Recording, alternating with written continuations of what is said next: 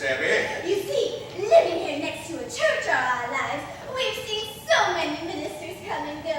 The spirit of Brooklyn, we always say, is friendliness. And your sermons are not so much sermons as they are friendly talks. Personally, I've always enjoyed my talks with Cardinal Gibbons. Oh, have I met him yet? No, dear, not yet.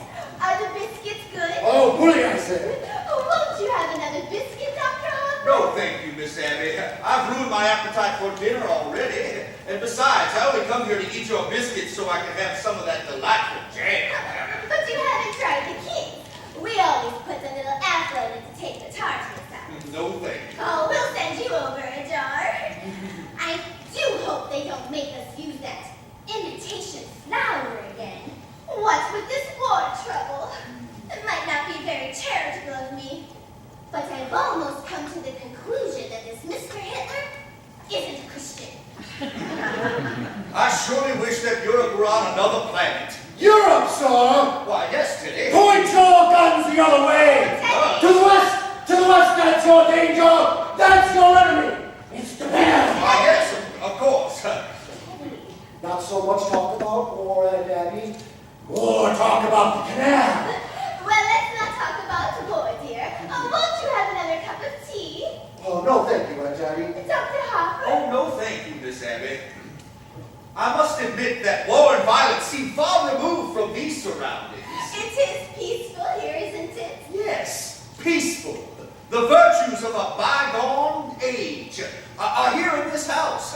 Those gentle virtues that went out with good manners, candlelight, and no taxes. It's one of the oldest houses in Brooklyn. It's just as it was when Grandfather Brewster built and furnished it. Ooh, except for the electricity. And we hardly ever use it. It was Mortimer who persuaded us to put it in. Yes, it seems that your nephew Mortimer lives only by electric light. The poor boy has to work so late. I understand he's taking Elaine with him to the theater again tonight. Oh, Teddy, your brother Mortimer will be here a little later. Delighted. We're so happy it's Elaine Mortimer takes to the theater with him. Yes, well, I must grow accustomed to having my daughter brought home at 3 o'clock in the morning. Oh, Dr. Hopper, you don't disapprove of Mortimer? Well... Oh, we feel so guilty, Sister Martha and I, since it was here in our home that your daughter met Mortimer. Of course, Miss Abby, and I will tell you immediately that I find Mortimer to be a very worthy gentleman. But I must admit that I've been watching the growing affection between him and my daughter with some trepidation, and there is one reason.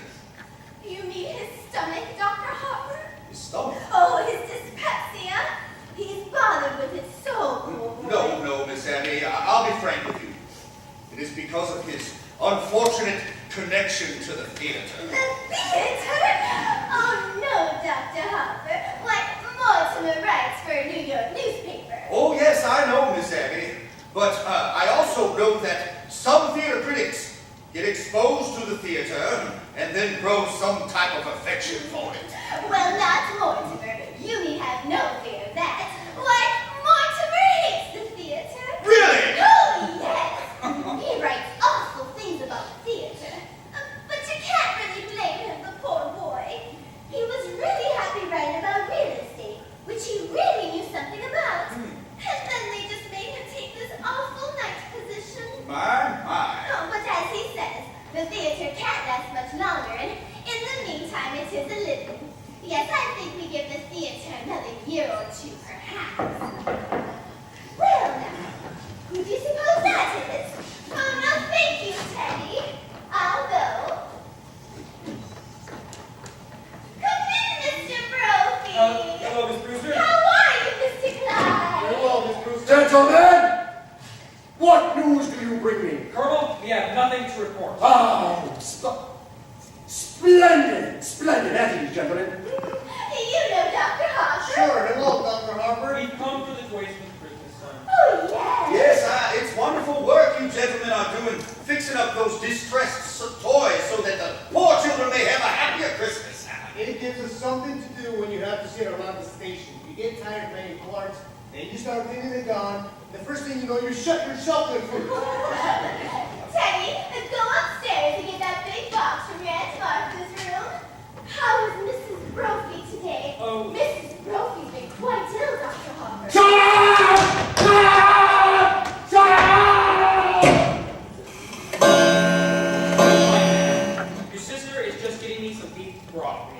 I'll get you some beef broth. That's definitely what I'll do for you. I'm going to get that for you right now. Sit down and be comfortable. All of you.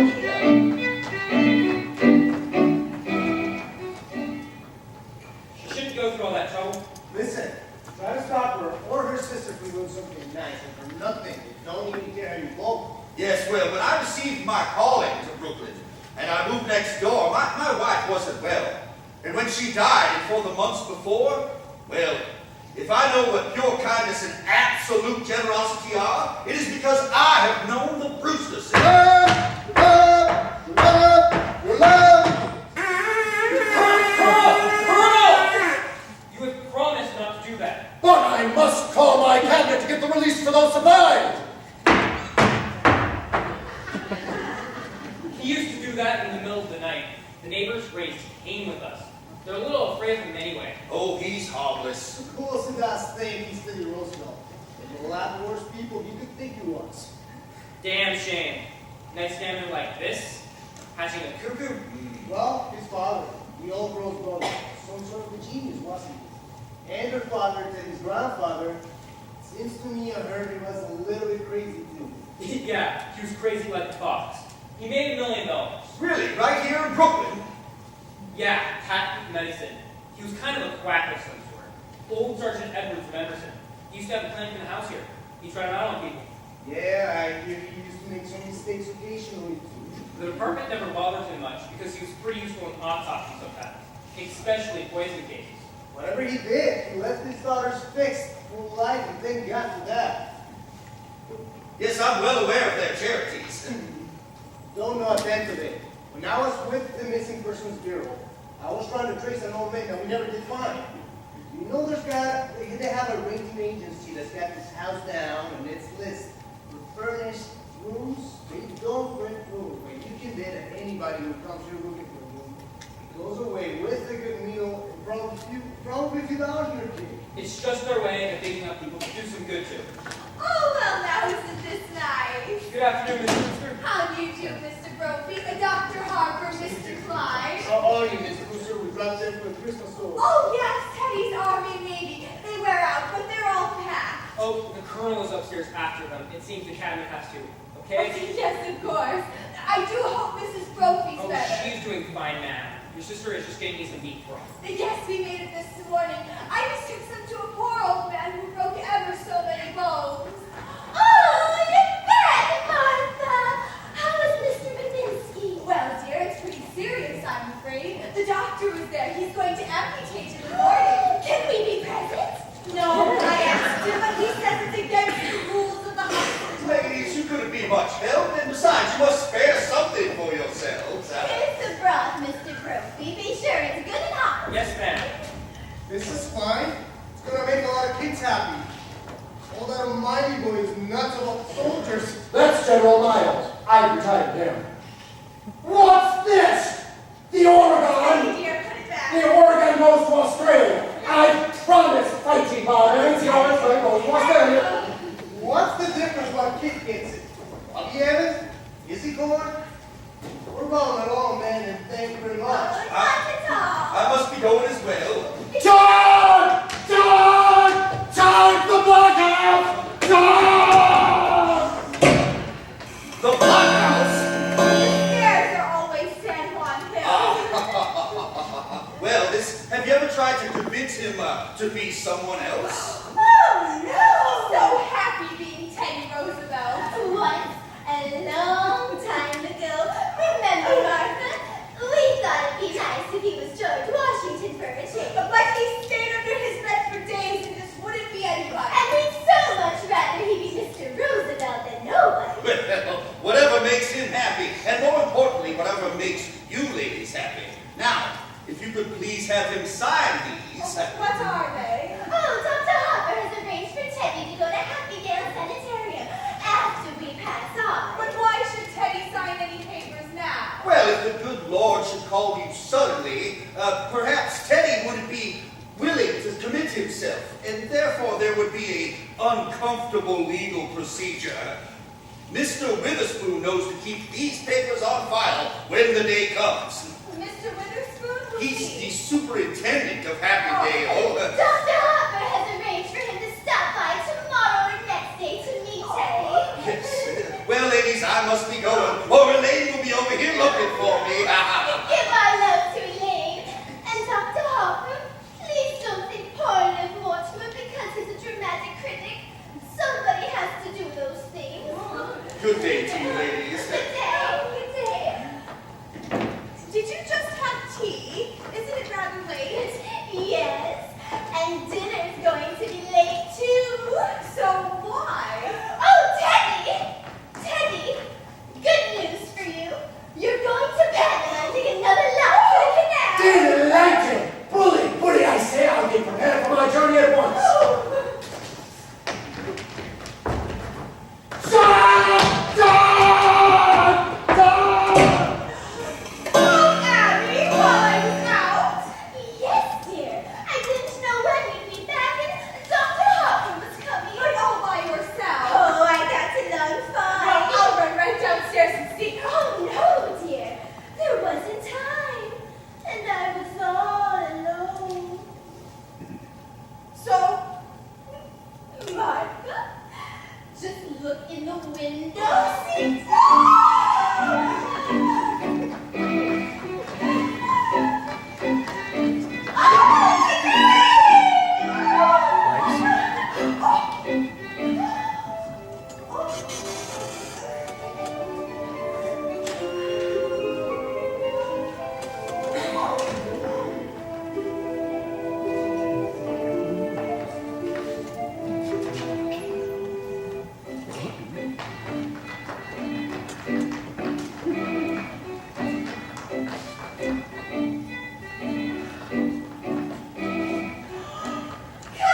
good afternoon, Miss Abby. Good afternoon, Miss Martha.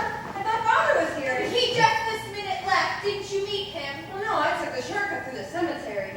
Mortimer hasn't come yet? No, dear, not yet. Oh, well, he asked me to meet him here. Do you mind if I wait? Not at all. Why don't you sit down, dear? But we really must speak to Mortimer about doing this to you. Oh, doing what? Well, he was brought up to know better. When a gentleman is calling for a girl, he should do so at her house.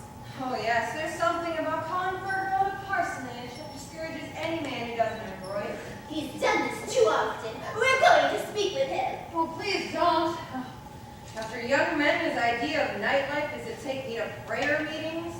It's wonderful to go to the theater almost every night of my life. Well, it's comforting for us, too, because if Mortimer has to see some of those plays he has to see, at least he's sitting next to a minister's daughter. Oh, Elaine!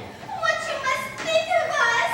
Not having tea cleared away by this time! And now don't bother with anything in the kitchen until Mortimer comes, and then I'll help you. Mortimer should be here any minute now. Yes, your father must have been surprised not to find me at home. I'd better run over and say goodnight to him. Well, it's a shame you missed him, dear. Well, if Mortimer comes, you tell him I'll be right back. Hello, Lane. Hello, Martha. Abby, Mortimer's here! You were going somewhere, were you? Oh, I was just going over to tell Father not to wait up for me tonight. I didn't know that was still being done, even in Brooklyn. Hello, Mortimer! Abby. How are you, dear? I'm fine, you look well. You haven't changed much since yesterday. Oh, my goodness, it was yesterday, wasn't it? We're seeing a great deal of you lately. Well, come, sit down. Abby, haven't we something to do with the kitchen? Hmm? You know, the tea things. Oh, that's right, of course. The tea things. Well, you two just make yourselves at home. Just make yourselves at home.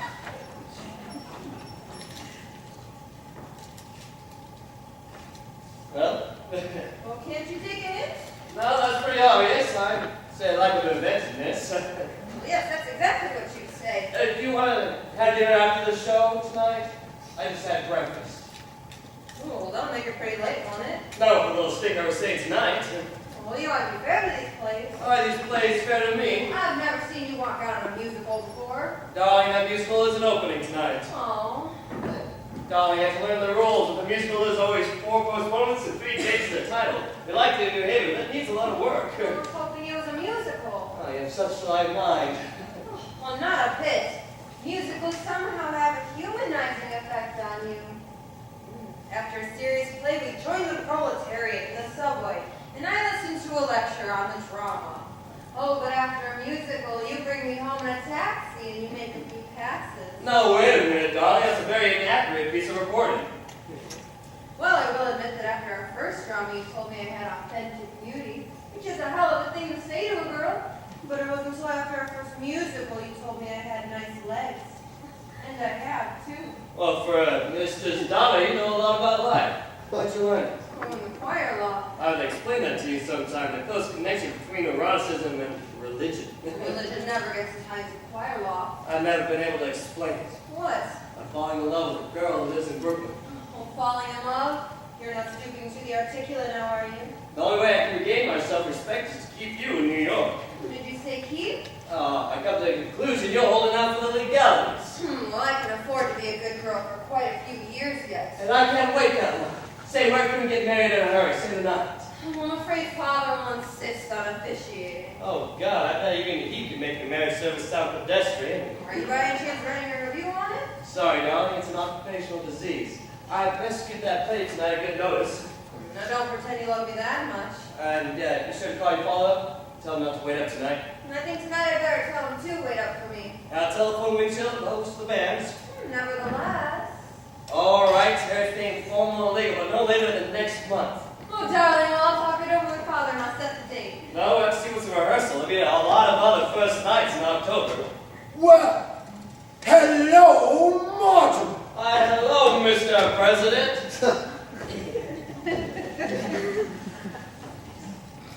What news have you brought me? Just this, Mr. President.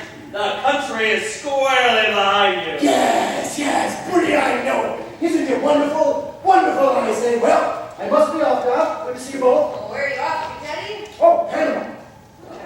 Panama's the cellar. He likes to dig the locks down there. Well, you're very sweet with him. He seems extremely fond of you. Teddy was always my favorite, brother. Well, favorite? Were there more of you? Yes, Jonathan. I've never heard of him. Your aunt's never mentioned him. We don't like to talk about Jonathan. He left Brooklyn very early by request. He was the kind of boy that used to cut worms in half with his teeth. What became of him? I don't know. He wanted to be a doctor like grandfather, but he didn't want to go to medical school first. His practice got him in a lot of trouble. Aren't you two going to be late for the theater? No, we're skipping dinner. We don't have to start for the theater for another half hour. Oh, well in that case, I'll leave you two alone together. Oh, don't bother, darling. I'm going to run over and speak to Father. Before I go out with you, he likes to pray over me a little. But I'll be right back. We'll cut through the cemetery. If the prayer isn't too long, I have time to lead you beside the still waters. Oh, Mortimer! That's the first time I've heard you quote the Bible. We knew Elaine would be a good influence on you. Oh, by the way, I'm gonna marry her. What? Oh my! Oh, Martha! Martha, come right in here! I've got the most wonderful news for you! Mortimer and Elaine are to be married! Married? Oh, Mortimer! Oh, we hoped it would happen just like this. Well, Elaine must be the happiest girl in the world. Happy? Just look at her leaping over those gravestones. Say, what's that? What's what, dear? See that statue there? That's a whore that doesn't need a guardian. Oh, no, dear, that's Emily Stout descending to heaven. Oh, Mrs. Stout's left ear, that bird there, that's a red-crested swallow. I've only seen one of those before in my life. I don't know how you could be thinking about a bird now. What with Elaine and the engagement and everything. It's a vanishing species. Thoreau is very fond of them. Oh, by the way, that reminds me. I left a large envelope around here. It had my chapter on Thoreau in it. Have you seen it? Well, if you left it here, it must be here somewhere. When are you to be married? What are your plans? There must be something more you can tell us about Elaine. Elaine? Oh, Elaine thought it was brilliant. What was dear? My chapter on Thoreau. Well, I think when Elaine comes back, we ought to have a little celebration. We must drink to your happiness. Oh, Martha, isn't there some of that Lady Baltimore cake left? Oh, yes. And I'll open a bottle of wine.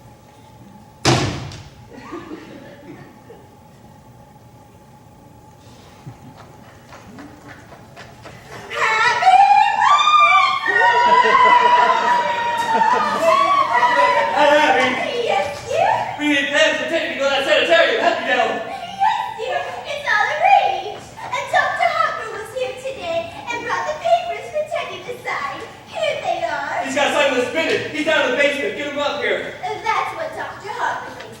That way there's no legal difficulty after we pass on. But he has to be committed today, tonight. He's got to sign him now. Well, there's no such hurry as that, dear. No. Right away, I tell you, right away. Well, when Teddy starts working on the canal, you can't get his mind on anything else. Darlings, I have some frightening news for you. We all have to try to keep our heads together on this. We always sort of humored Teddy because we thought he was harmless. Why, he is harmless. He was harmless. That's why he has to be committed. Why he's killed tonight.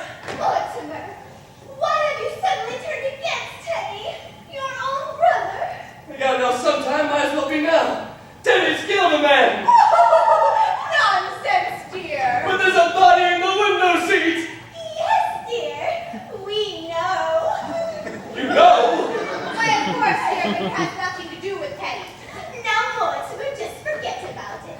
Forget you ever saw the gentleman. Forget. We never dreamed you'd peek. But who is he? His name's Hoskins. Adam Hoskins. That's really all I know about him. Except that he's a Methodist. That's all you know about him. Well, how'd he get here? He died. And Martha, they don't just get in the window seats and die. No, he died first. But how? Oh, Mortimer, don't be so inquisitive. The gentleman died because he drank some wine with poison. How'd the poison get in the wine? Well, we put it in wine because it's less noticeable. When it's in tea, it has a distinct odor. You put it in the wine? Yes, and I put Mr. Hoskins in the window seat because Dr. Harper was coming. So you know what you done? You didn't want Dr. Harper to see the body? Well, not at tea. That was very nice. Now, Mortimer, you know the whole thing, so just forget about it. I do think Martha and I are entitled to our own little secret. And don't you tell Elaine. Oh, Abby, while I was out, I dropped in on Mrs. Schultz. She's feeling much better, but would like us to take Junior to the movies sometime next week. Well, we must do that tomorrow or next day. Okay, but this time we'll go where we want to go. Junior's not dragging me into another one of those scary pictures. Say no, no.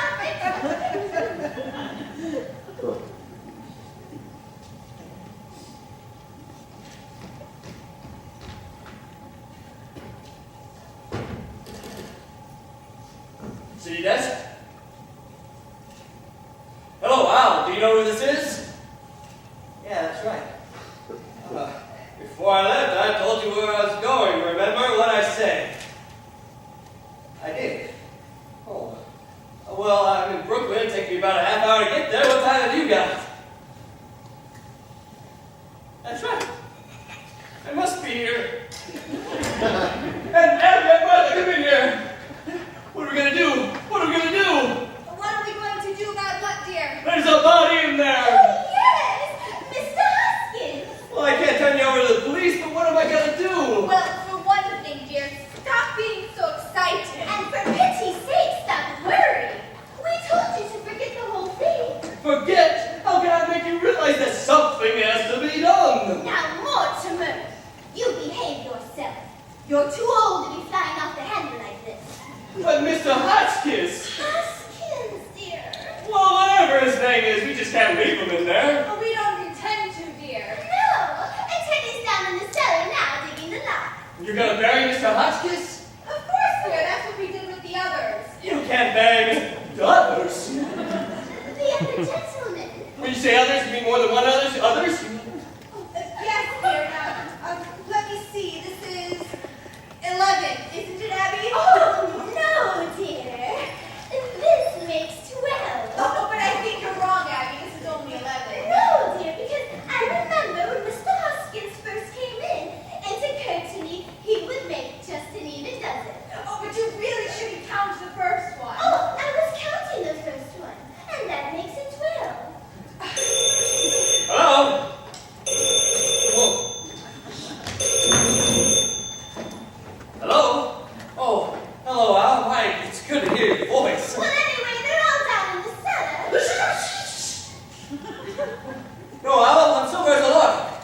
just feeling a little pirandello. Look, Al, you want to know. Listen, Al, get a hold of George. He's got to come to that play tonight. I can't make it. No, I'll tell you about it tomorrow. I can't make that play tonight. That's all there is to it. Now, dang it, I'm running this operation. It's my department. Now you get a hold of George. Let's see, where were we? 12? Yes, dear. Abby thinks we ought to count the first one, so that makes 12. Well, who was the first one? Oh, Mr. Midgley, he was a Baptist. Of course, I still think we can't count the first one just because he died. Oh, Martha means without any help from us. You see, Mr. Midgley came here looking for a room. It was right after you moved to New York. And it didn't seem right for that lovely room to be going to waste when there were so many people who needed it. He was such a lonely old man. All his kith and kin were dead, and it left him so forlorn and unhappy. We felt so sorry for him. And then, when his heart attack came, and he sat dead in that chair, looking so peaceful. Remember, Martha, we made up our minds then and there that if we could help other lonely old men find that same peace, We would. So he dropped dead right there in that chair. Awful for you. Oh, no, dear, why, it was rather like old times. You know, your grandfather always used to have a cadaver or two lying about the house. You see, Teddy had been digging in Panama and thought that Mr. Midgley was another yellow fever victim. that meant he needed to be buried immediately. So we all took him down to Panama and we put him in the lock. Now that's why we told you not to worry, because we know exactly what's to be done. That's how this all started. Man walking in here and dropped him dead. Of course, we realized we couldn't depend on that happening again, so... You remember those jars of poison that have been up in the shelves of Grandfather's laboratory all these years. You know your Aunt Martha's knack for mixing things? You've eaten enough over piccolo. Well, dear, for a gallon of elderberry wine, I take 1 teaspoonful of arsenic, then add a half teaspoonful of strychnine, and then just a pinch of cyanide. So I'm funny. Kid. Oh, yes! As a matter of fact, one of our gentlemen felt time to say, how delicious. Oh, you did? How nice of him. Well, I better get things started in the kitchen. I wish you could stay for dinner. I'm trying out a new recipe. I can eat a thing. Oh, you have to wait for Elaine, don't you? How happy you must be. Well, dear, I'll leave you alone with your thoughts.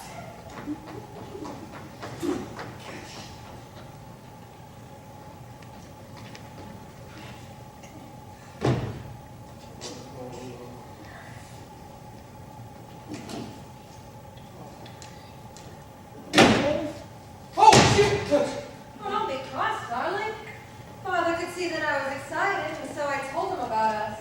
Made it hard for me to get away, but listen, darling, he's not going to wait up for me tonight. Hey, you run along home, Elaine. I'll call you up tomorrow. Tomorrow? You know I call you up every day or two. Yeah, but we're going to the theater tonight. No, we're not. Oh, why not?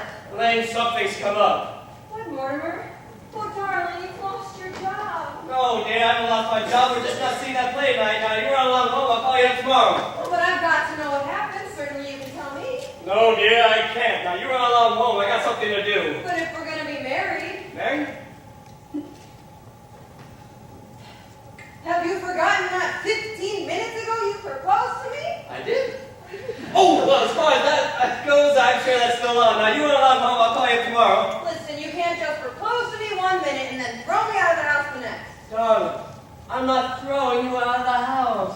Now, when you get out of the house?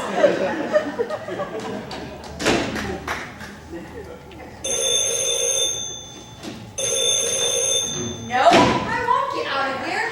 Not until I've had some kind of explanation. Oh, hello, Al. Elaine! Wait, hold on a minute, Al. Can you wait a minute, can you? Oh, I know it's important, but I can wait. Elaine, you're a sweet girl, and I love you very much, but you can't be here at the moment. You gotta run along home. I'll call you out tomorrow. Well, don't try to be masterful. Elaine, when we're married, I hope you're less tedious and inspired when we have problems to face. And when we're married, if we're married, I hope I find you adequate. Elaine! Elaine! Oh! Hello?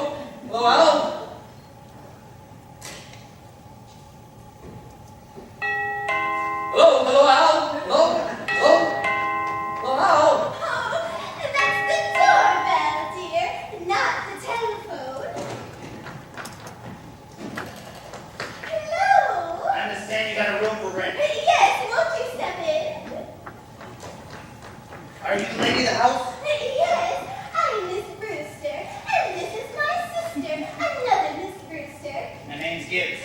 Won't you sit down? I'm sorry, we were just setting the table for dinner. Hello? City desk? Get a hold of Al. Al, city desk. What? Oh, I'm sorry, wrong number. May I see the room? Why don't you sit down for a minute and let's get Won't do much acquainted? good if I don't like the room. Is Brooklyn your home? Ain't got a home. I'm in a hotel, don't like it. City desk. Are your family Brooklyn people? Ain't got no family. All alone in the world. Well, you've come to just the right house. Do sit down. Oh, hello, Al. We got cut off. It's Mort. Listen, get a hold of George. He has to come to that play tonight. I can't make it.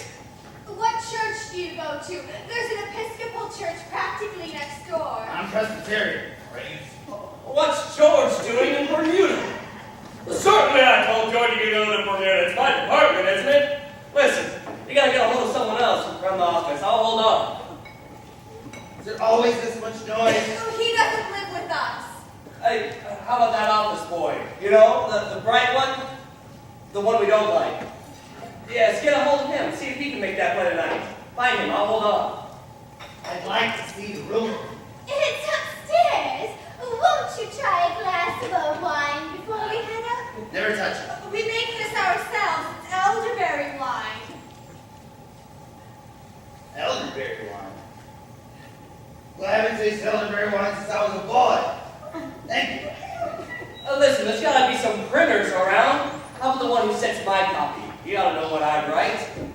He's the third machine from the left, but Al might turn into another Burns mantle. Do you have your own elderberry bushes?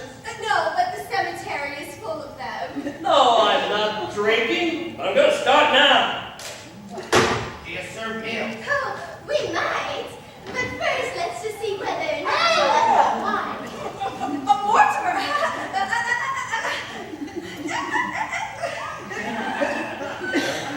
Mortimer! Not that. Oh, jeez.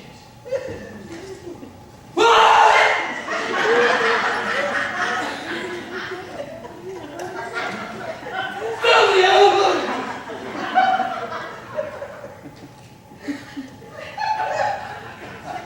Get out of here! You want me poisoned? You want me killed? You want me murdered?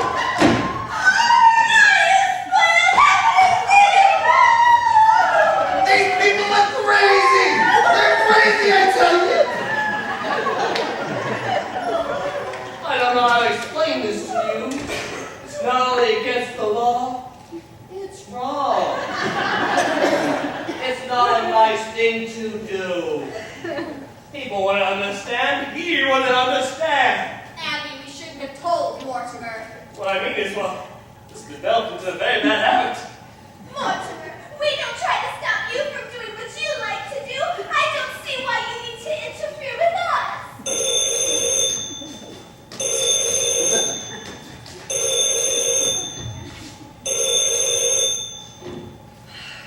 Hello? Oh, hello, Al. All right, I'll see the first act and I'm heading the hell out. But listen, you gotta do me a favor. Get a hold of O'Brien. He's the head of our legal department. Yeah, have him meet me at the theater. All right? You'll do this for me? Okay, I'm starting now. Listen, darlings, I gotta go to the theater. I can't get out of it. But will you do me a favor before I go? Make me a promise. Well, we'd have to know what it was first.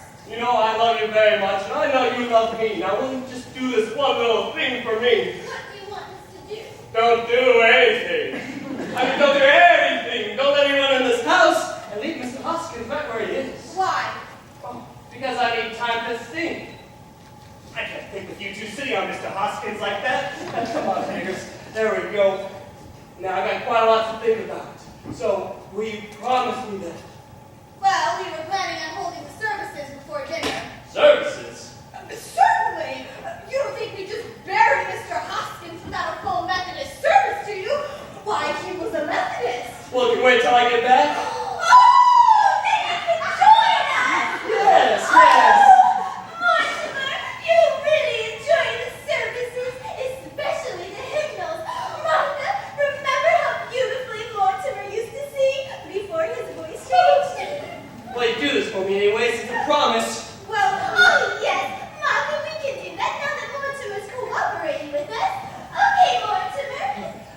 have you got some paper? There's a man I gotta meet at the theater. Yes, dear. We have some stationery right here. Will this do? Oh, that'll do just fine. I can save some time if I write a review on the way to the theater. Well, Mortimer didn't seem quite himself today. No, he didn't. But I think I know why. Why? He's just become engaged to be married. I'm sure that always makes him add a little nervous. Well, I'm so happy for Elaine, and their honeymoon ought to give Mortimer a real vacation. I don't think he got much rest this summer. Well, at least he didn't go kiting off to China or Spain. I could never understand why he wanted to go to those places. Well, I think to Mortimer the theater has always seemed like pretty small potatoes. He needs something bigger to criticize. Something like the human race. Oh, Abby, if Mortimer's coming back for the services from Mr. Hoskins, we'll need another hymnal. There's one in my room. You know, dear, it's really my turn to hold services. But since you weren't here when Mr. Hoskins came, I want you to do it. Oh, that's so nice of you, dear, but are you sure you want me to? It's only fair. Well, I think I'll wear my black bombazine and Mother's old brooch. Yes, that'll be... Oh, I'll go, dear. But we promised Mortimer we wouldn't let anyone in. Who do you suppose it is? Wait a minute, I'll look. It's two men, and I've never seen them before. Are you sure? Well, there's a car at the curb. I suppose they came in that. Let me look. Do you recognize them? They're strangers to me. Well, then we'll just have to pretend we're not at home.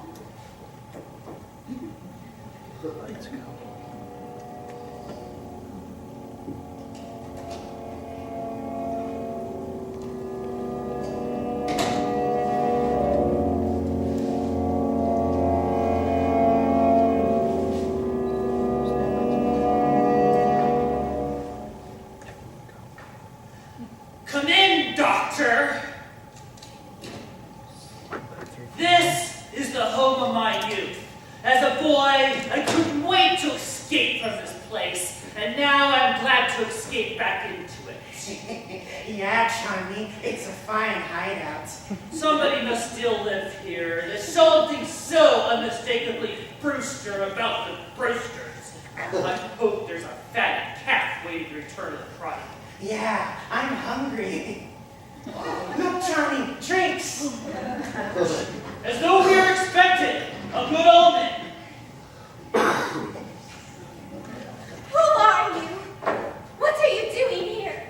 Why, Aunt Abby, Aunt Martha, it's Jonathan. You just get out of here! But I'm Jonathan, your nephew, Jonathan. No, you're not. You're nothing like Jonathan, so don't pretend that you are. You just get out of here. But I am Jonathan. And this is Dr. Einstein. And he's not Dr. Einstein either. Not Dr. Albert Einstein. Dr. Herman Einstein. Who are you? You're not our nephew, Jonathan. I see you're still wearing that lovely garnet ring that Grandmother Brewster bought you in England. And you, Aunt Martha, still the high collar to hide the scar where Grandfather's acid burned you. His voice is like Jonathan's. Have you been in an accident? No, it's my face. Dr. Einstein's responsible for that. He's a plastic surgeon. He changes people's faces. But I've seen that face before. Abby, remember when we took the little Schultz boy to the movies and I was so frightened? It was that face. Easy, Charlie, easy. No, don't worry, ladies. The last 5 years, I give Johnny 3 new faces. I give him another one right away. This last face, well, I saw that picture too just before I operated, and I was intoxicated. You see, Doctor? You see what you've done to me? Even my own family! Johnny, you're home. You're home. In this lovely house. How often he tells me about Brooklyn, about this house, about his aunts that he loves so much. They know you, Johnny. You know it's Jonathan. Speak to him. Tell him so.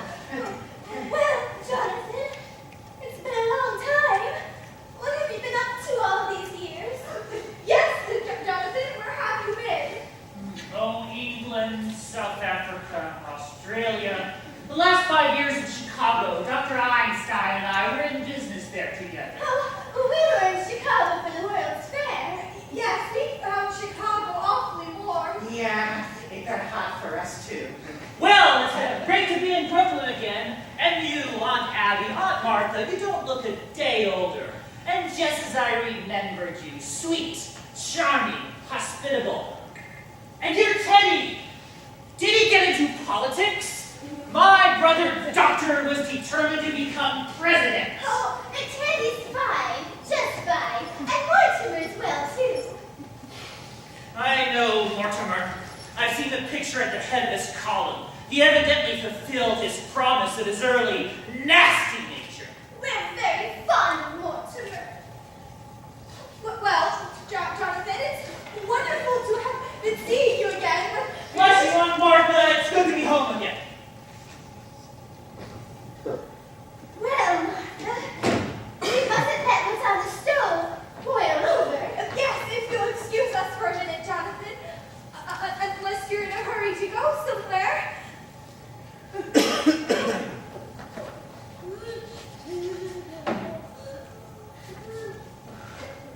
Well, Johnny, where do we go from here? We gotta think fast. The police have got pictures of that face. Oh, I gotta operate on you right away. We gotta find some place for that, and we gotta find a place for Mr. Spinozzo, too. Don't waste any worry on that rat. But Johnny, we got a hot stick on our hands. Forget Mr. Spinozzo. But you can't leave a dead body in the rumble seat. Oh, you shouldn't have killed him, Johnny. He's a nice fellow. He gives us a lift, and what happens? He said I look like Boris Karloff.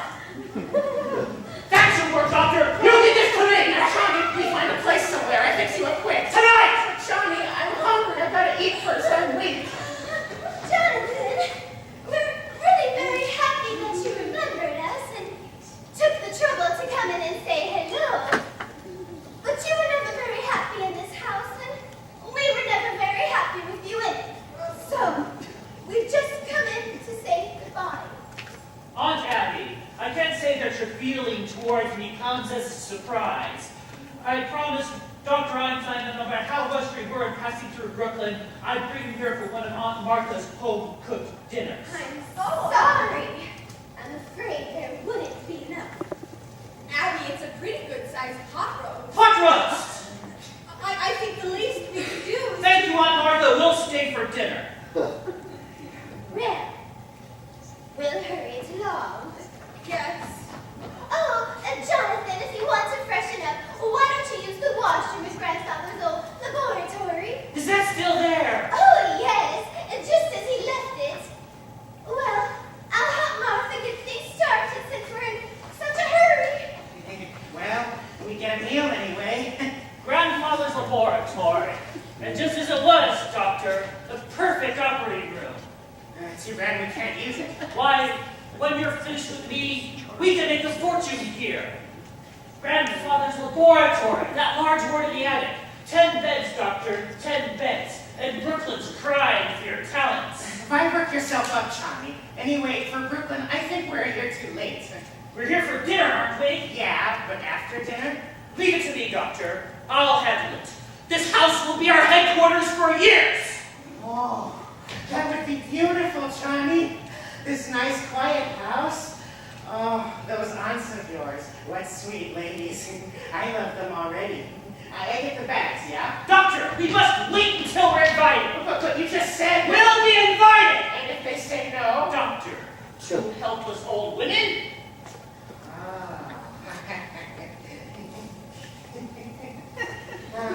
It's like comes true a beautiful dream. Only, I hope you're not dreaming.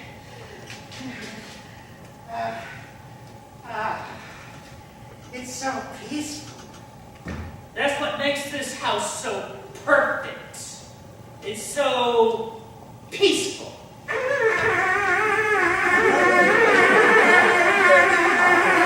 Company, dismount! Draw your swords! Down! Down! Down!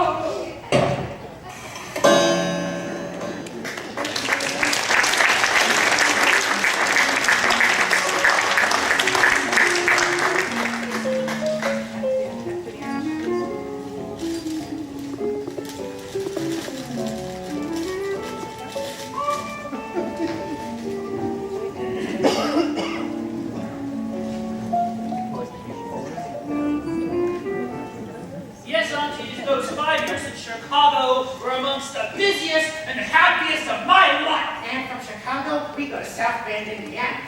They wouldn't be interested in our experience in Indiana.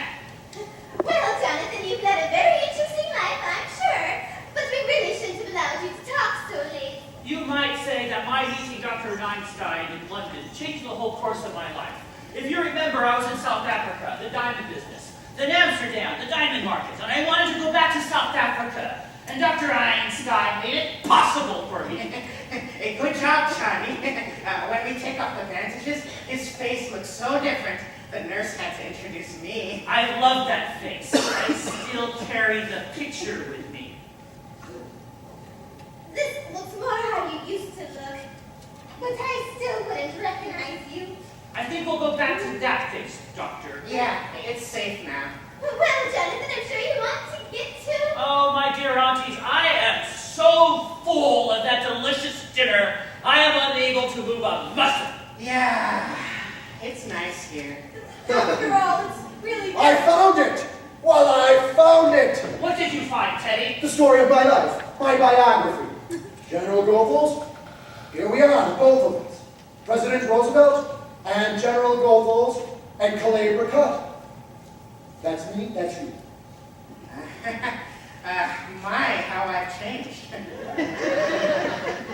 Well, you see, this picture hasn't even been taken yet. We haven't even started work on Calais Cut. We're still digging locks in the canal. Now, General, you shall accompany me to the canal. Oh, no, Teddy! Not to the canal. We go some other time. Panama's a long way off. Oh, nonsense, it's just down in the cellar. The cellar! We let him take the Panama Canal in the cellar. General Goethals, as President of the United States, Commander-in-Chief of the Army, the Navy, and the man who gave you your job, I command you to accompany me down to inspect the new locks. Teddy, I think it's time you went to bed. I beg your pardon, sir. Who are you? I'm Woodrow Wilson. Go to bed.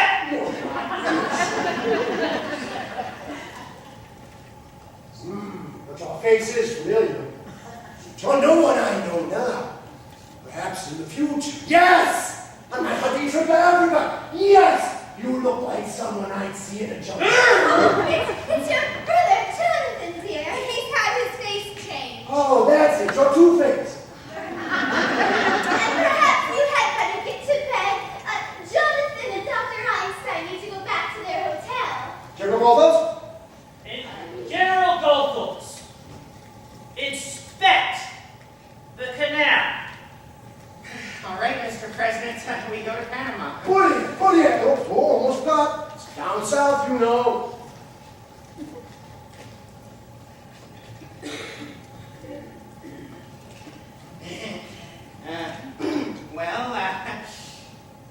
Bon voyage. Aunt Abby, I must correct your misapprehension.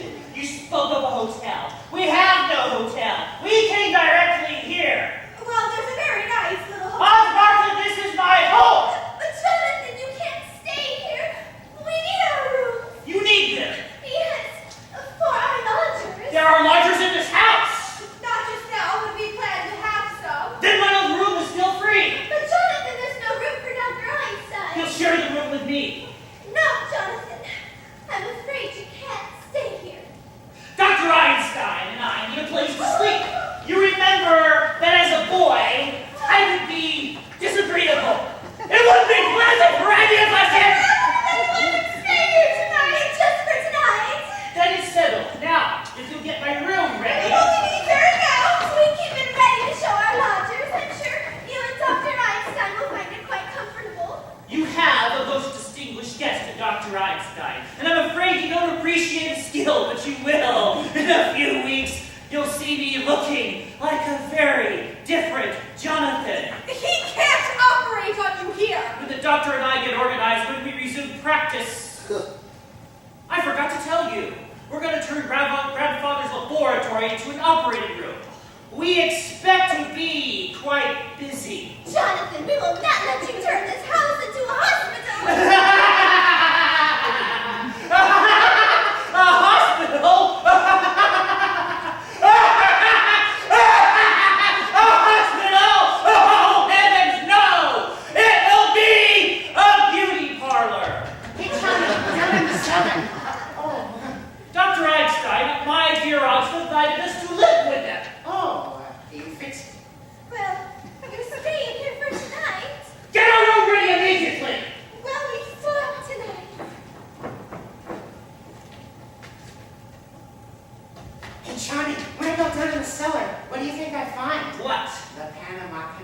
the Panama Canal. It's a whole teddy dug. It just fits Mr. Spinazzo. 6 feet long and 4 feet wide. Down there.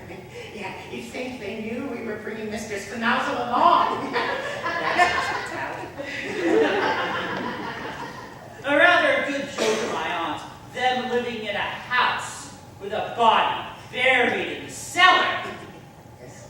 What, how are we getting in? Yes, we can't just bring him in through the front door. We'll drive a car between the house and the cemetery. Then after they've gone to bed, we'll bring Mr. Spinazzo in through the window. Bed? Just think, we get a bed tonight. It's easy, Doctor. Remember you're operating tomorrow. And this time you better be sober. I fix you up beautiful. And if you don't, Jonathan, your room is ready. Go right up. then you can go to bed. We're bringing in a car around behind the house. Well, it's all right where it is, isn't it? Until morning? I don't want to leave it in the street. That might be against the law.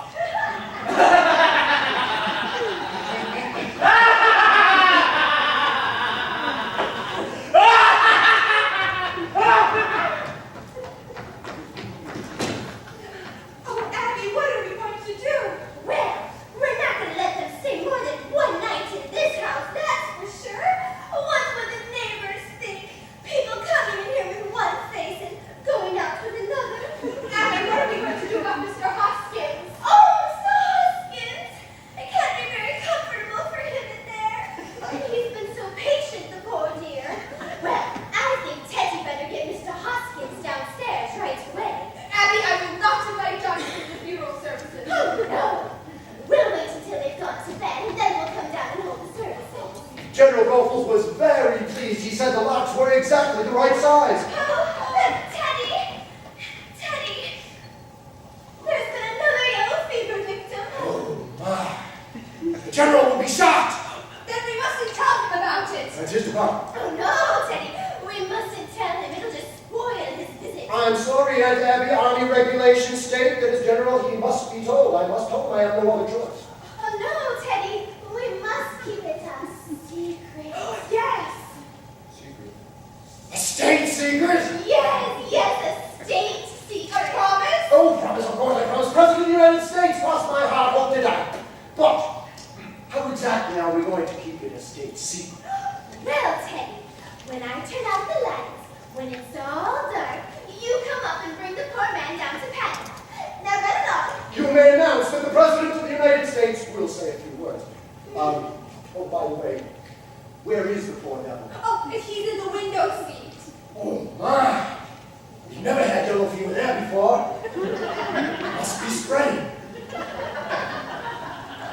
Martha, when Jonathan and Dr. Einstein come back, let's see if we can try to get them to go to bed right away. Oh, yes, and then by that time we'll be dressed for the funeral. Abby, I've never even seen Mr. Hoskins. Oh my goodness, that's right. You were out. Well, you just come right over here and look at him. He's really rather nice looking, considering he's a Methodist. we're bringing the luggage through here. Jonathan, your room is ready. You can go right out. I'm afraid we don't keep Brooklyn hours, but you two run along to bed and have a pleasant night's rest. Now, I'm sure you're both very exhausted, and we don't go to bed this early. Well, you should. This time I came home to take care of you. Well, we weren't planning to go up until... Aunt Martha, did you just hear me say, go to bed? Those instruments can go to the laboratory in the morning. Now then, we're all going to bed. I'll wait until you've gone up, and then I'll turn out the lights. Another flight, Doctor. We're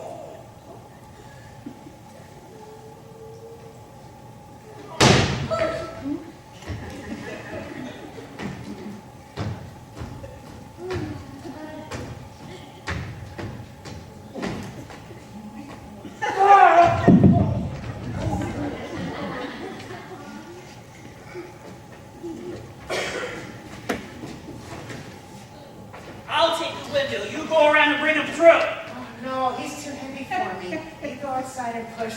I'll stay in here and pull. And together we get him down to Panama. All right. I'll go around and look outside. When I tap on the glass, you open the window. All right.